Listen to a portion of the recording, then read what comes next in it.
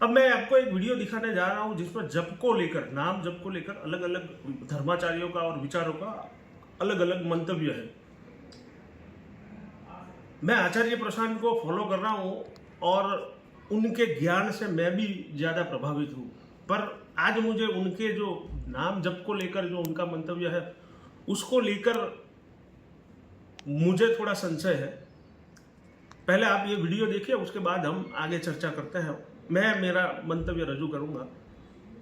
नाम जप करो, तुम्हें कहीं भागने की जरूरत नहीं, किसी से आशीर्वाद मांगने की जरूरत नहीं, सारे आशीर्वाद आपके पास आ जाएंगे अपने आप। जहाँ पर कृपा राम की हुई ता पर कृपा करे सब। कृष्ण कृष्ण जपो, किसी से आशीर्वाद की जरूरत नहीं, सब मिल जाएगा। विश्वास मान लो, आप विश्वास मान लो, केवल विश्वास की बात कह रहे हैं। तेरे दरवाजे आकर महात्मा तेरे को आशीर्वाद दे के जाएंगे। केवल तू नाम जप कर, गले पड़कर आशीर्वाद दे जाएंगे, कुछ लेंगे नहीं, गले पर तू ये ले ले बेटा, मेरा आशीर्वाद ले ले, देने आएंगे। केवल मैं तुम्हें कृत्य करने आया हूँ, बस जा रहा हूँ, मुझे कुछ नहीं चाहिए। मैं भगवान के द्वारा प्रेरित हूँ, तुम भजन करते हो, जाओ तुम्हारा मंगल। नाम जैसा कोई मित्र नहीं, नाम जैसा कोई अंगरक्षक नहीं, नाम जैसा कोई हमारा सहायता करने वाला नहीं। तुम स्वयं राम राम जपो, अच्छे आचरण करो, किसी को दुख मत दो, भगवान का नाम जप करो। बाल बांका भी निकल सकता कोई, गृहस्थी में हो, पदाधिकारी हो, कोई भी हो, सब सुरक्षित रहोगे। मैं गंदा खाना खाता हूँ, मेरा पेट खराब है, उससे मुंह में छाले पड़ गए। उसी छाले वाले मुंह से मैं सीताराम सीताराम करूं तो छाले ठीक हो जाएंगे क्या?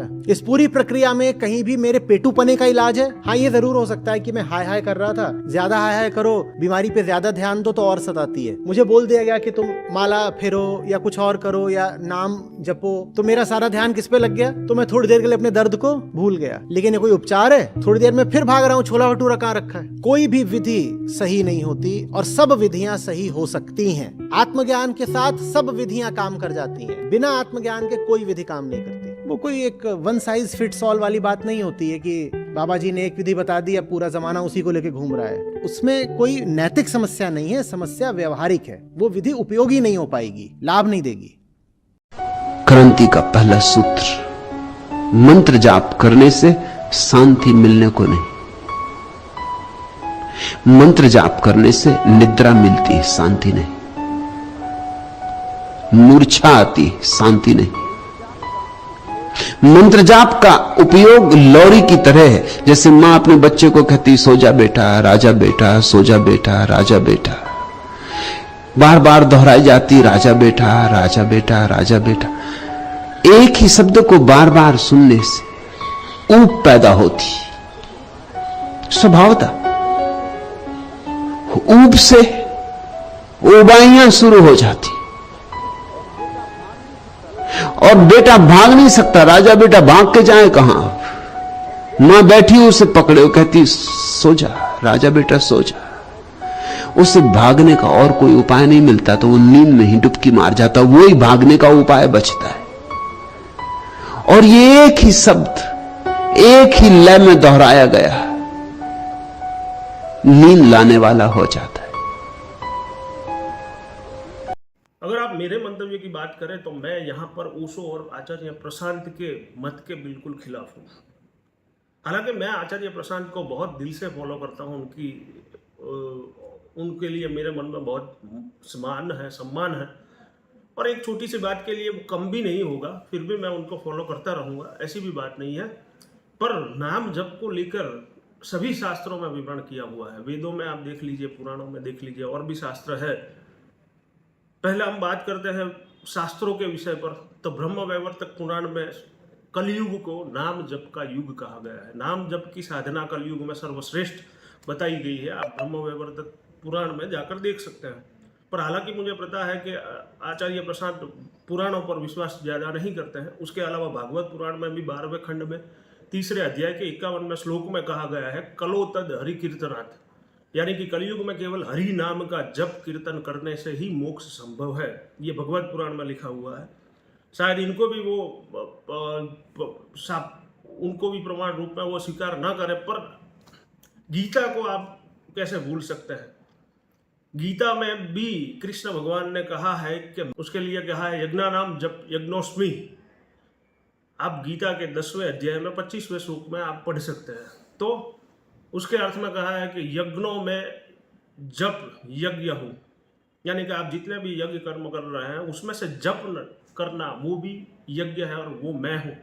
तो ऐसा गीता में भी कहा गया है, तो आप उसको झुटला नहीं सकते हैं। दूसरा है कि हमारे धर्मों में नवोधा भक्ति की परंपरा रही है।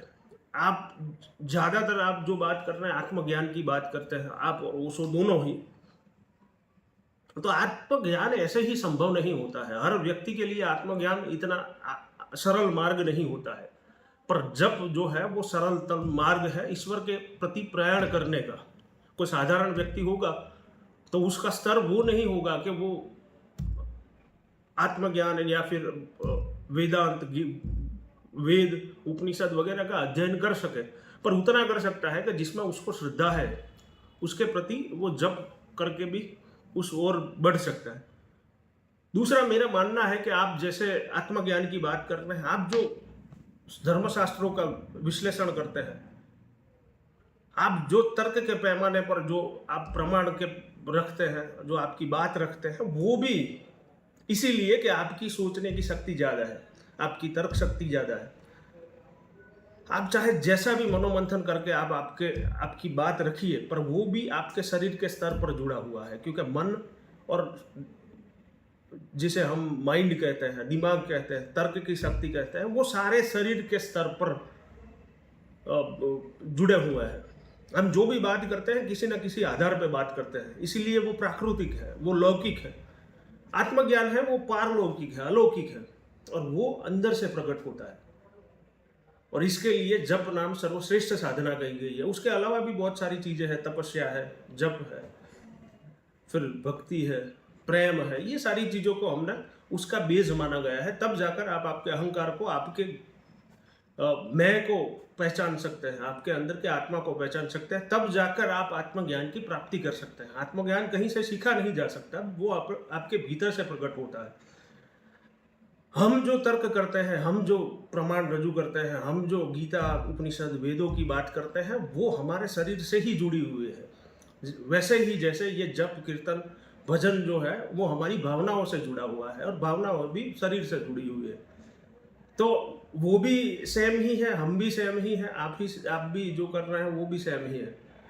तो आप उसको अलग नहीं बता सकते हैं। दूसरी बात, आप ऋग्वेद में जाकर पढ़ लीजिए, तो वहाँ पर लिखा है कि ब्रह्मांड की उत्पत्ति शब्द से हुई है, ध्वनि से हुई है। तो जो जप होते हैं, मंत्र होते हैं, आदि एक शब्द के रूप में होते हैं, और जिसकी तरंगे पूरे ब्रह्मांड में फैलती है, ऐसा वेद कहता है, मैं नहीं कहता हूँ। तो जप या मंत्र जाप भी वही काम करते हैं कि जो हमारी कॉस्मिक एनर्जी होती है ब्रह्मांड की, उससे हमें कनेक्ट करते हैं। तो ये वेदों में कहा गया। आप तो वेदांत मर्मज्ञ है, आपको शायद पता होगा। उसके अलावा यजुर्वेद में कहा गया है, वाचम एकम विदधाति, ईश्वर ने वाणी को उत्पन्न किया है, और यह वाणी यानी ज्ञान, शिक्षा और धर्म का आधार बनी है। तो आपको ये वेद में भी प्रमाण मिल जाएंगे। उसके अलावा मांडुक्य उपनिषद में भी कहा गया, अथर्ववेद में कहा गया, और भी कई सारे शास्त्रों में कहा गया है। जप को लेकर आप जो तर्क दे रहे हैं वो आपके दिमाग से उत्पन्न किया हुआ तर्क है, जो शरीर से संबंधित है। और कुछ चीज़ें ऐसी होती है जो अलौकिक होती है, पारलौकिक होती है। उसे समझने के लिए आपको आपके दिमाग को साइड में रखना पड़ेगा, आपको ज्ञान को साइड में रखना पड़ेगा। और जो तर्क से उत्पन्न होता है वो ज्ञान, जो विज्ञान से उत्पन्न होता है वो ज्ञान, उपनिषद उसे अविद्या कहते हैं। वो शायद आपने भी पढ़ा होगा। तो विद्या वही है जो हमारे आत्मा से प्रकट हो, हमारे अंदर से प्रकट हो। और वो विद्या की ओर बढ़ने के अलग अलग रास्ते हो सकते हैं। आप ऐसा नहीं कह सकते कि ये रास्ता गलत है, वो रास्ता गलत है। इस बात से मैं थोड़ा नाखुश हूँ, पर फिर भी ये बात को मैं भूल जाऊंगा। फिर भी मैं आपको फॉलो करता हूँ, आचार्य प्रशांत जी। जय श्री राम, जय श्री कृष्ण।